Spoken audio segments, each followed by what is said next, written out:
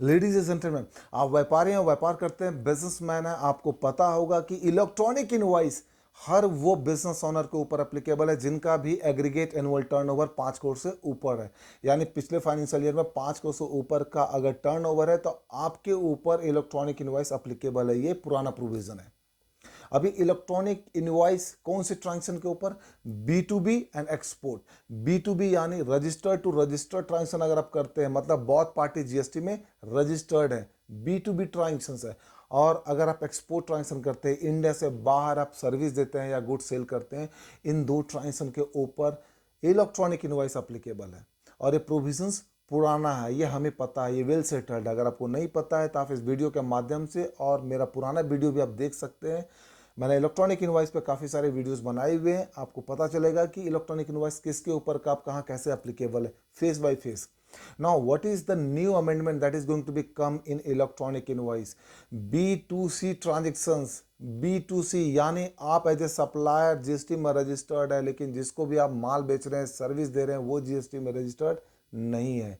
तो being a supplier seller आपको electronic invoice raise करना पड़ेगा।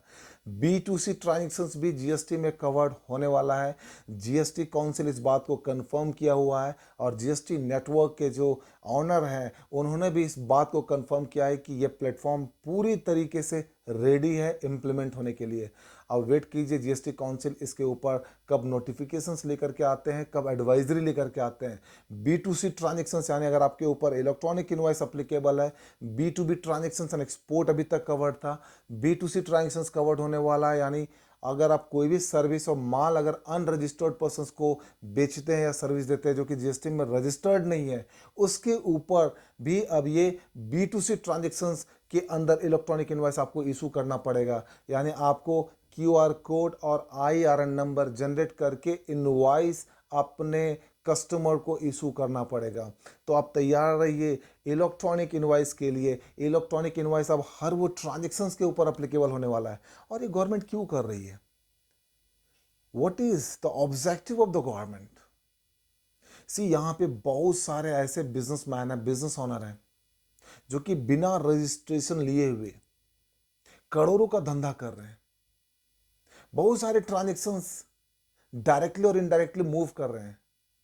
Now, when you start to raise the invoice to your customer who is not registered under GST, you are the persons are going to raise the electronic invoice, and government will know at the real time that what the transactions you are going to do. So the important part here is कि जब हर कोई GST के अंदर covered हो जाएगा, हर transaction जब GST में कवर्ड हो जाएगी, government through their own data they can be able to fetch the informations and find out the culprit also. So important part here कि अगर आप जेन्युइन ट्रांजेक्शन करते हैं, आप ऑनेस्ट टैक्स पेयर्स हैं, ऑनेस्टी के साथ बिजनेस करते हैं, then there is no any problem.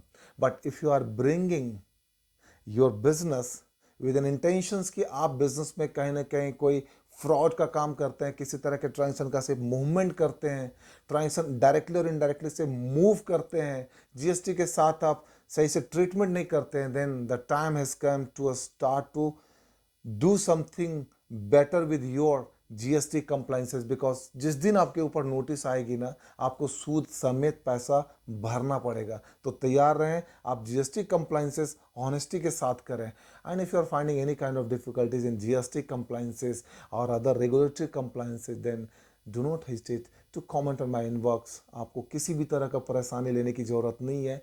What ever the compliances that you are doing and if you are finding any kind of issues, so मेरे दोस्त आपको चिंता करने की जरूरत नहीं है। आप सिंपली कमेंट कीजिए इनबॉक्स पे। आई am here Sajjan Singh, support you in any manner to help you to be able to bring your business at the right level. So this is how the important part here. Compliances में बहुत ताकत है। So fulfil the compliances and able to fulfil more and more synergies growth with more and more scalability and opportunities in your business. So what are you waiting for? Start to find out more opportunity through the compliances. ध्यान रहे compliances को fulfill जरूर कीजिए। This is Sanjay Singh signing out. Until you meet again. Thank you. Thank you.